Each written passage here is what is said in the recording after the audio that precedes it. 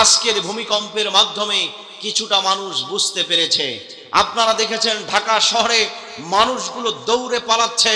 কিয়ামতের ময়দানটা এমন একটা ময়দান হবে যেই ময়দানে মা সন্তানের কথা ভুলে যাবে, যেই ময়দানে বাবা সন্তানের কথা ভুলে যাবে, আত্মীয় স্বজনের কথা ভুলে গিয়ে নিজের জীবন রক্ষার জন্য তারা দৌড়তে থাকবে, শুধুমাত্র নিজের জীবন রক্ষা করার জন্য।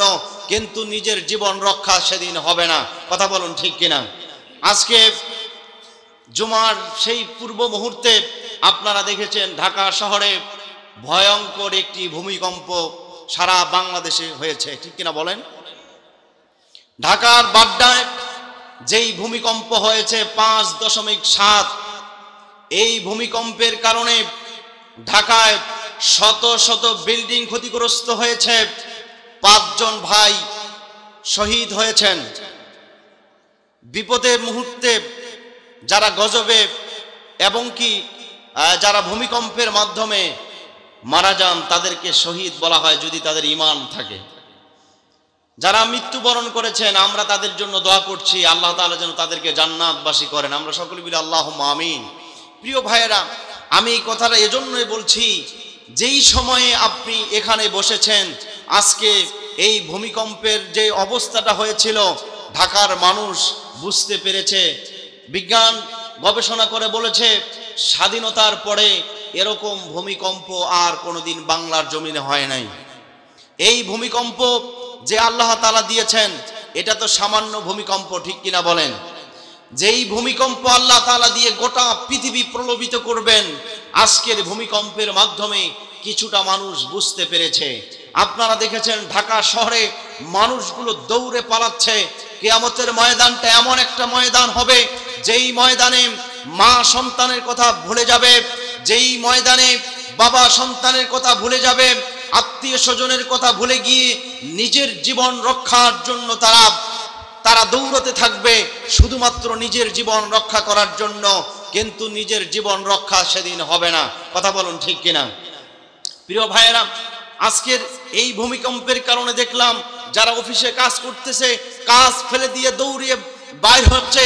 এরপরে রাস্তায় যারা চলাফেরা করতেছে দেখলাম যে রাস্তায় অনেকে মানুষ হামাগুড়ি পর্যন্ত দিয়েছে, মানে দাঁড়িয়ে থাকার মতো স্কোপ সেখানে ছিল না।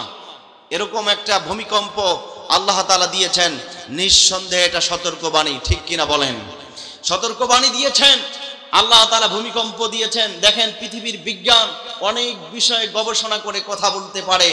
আবহাওয়ার বিষয়গুলো 1 সপ্তাহ পরে আমাদের এলাকায় পানি হবে কি হবে না গবেষণা করে বলে দিতে পারে। কিন্তু ভূমিকম্প এমন একটি জিনিস আল্লাহ তাআলা রেখে দিয়েছেন, পৃথিবীর কোনো বিজ্ঞানী আজও পর্যন্ত গবেষণা করে বলতে পারে নাই যে 2 ঘন্টা পরে এটা ভূমিকম্প হবে। বলতে পেরেছে? কেন পারে নাই? কারণ এই ভূমিকম্পের মাধ্যমে গোটা পৃথিবী আল্লাহ তাআলা ধ্বংস করবেন। পৃথিবী কবে ধ্বংস হবে পৃথিবীর কোনো মানুষ জানে না। জানে? যদি জানতো তাহলে বিজ্ঞানীরা গবেষণা করে বলতো যে 1 মাস পরে এই ধরনের একটা ভূমিকম্প হবে, যেই ভূমিকম্পের মাধ্যমে গোটা পৃথিবী ধ্বংস হতে পারে, ঠিক কিনা বলেন? কিন্তু আমার বলার বিষয় সেটা না। আমি একটি কথা বলতে চাই, সেটা হচ্ছে দেখেন আজকে যদি এই ভূমিকম্পের মাধ্যমে হাজার হাজার মানুষ যদি মারা যেত তাহলে সেখানে কতজন ব্যক্তি পাওয়া যাইতো যে ফজরের নামাজ আদায় হয়েছে? কতজন ব্যক্তি আপনি পেতেন যেহেতু জোহরের রক্ত হয় নাই, তার প্রথম ফরজ ছিল দিনের, সেটা হচ্ছে ফজরের নামাজ। কিন্তু 1000 মানুষ যদি মারা যেত সেখানে আপনি কতজন মানুষকে নামাজি পেতেন? তাহলে আপনার শেষ আমলটা যদি নামাজ না হয়, শেষ আমলটা যদি ভালো না হয়, তাহলে আপনার জীবনে কি হবে একটাবার চিন্তা আপনাকে করতে হবে, ঠিক কিনা বলেন? প্রিয় ভাইয়েরা, আজকে আমরা এখানে এসেছি, কিছুক্ষণ পরে এখান থেকে ফিরে যাব, কিন্তু আমি লাশ হয়ে ফিরবো না জীবন্ত হয়ে ফিরবো এই গ্যারান্টিটা আমরা কেউ দিতে পারবো না।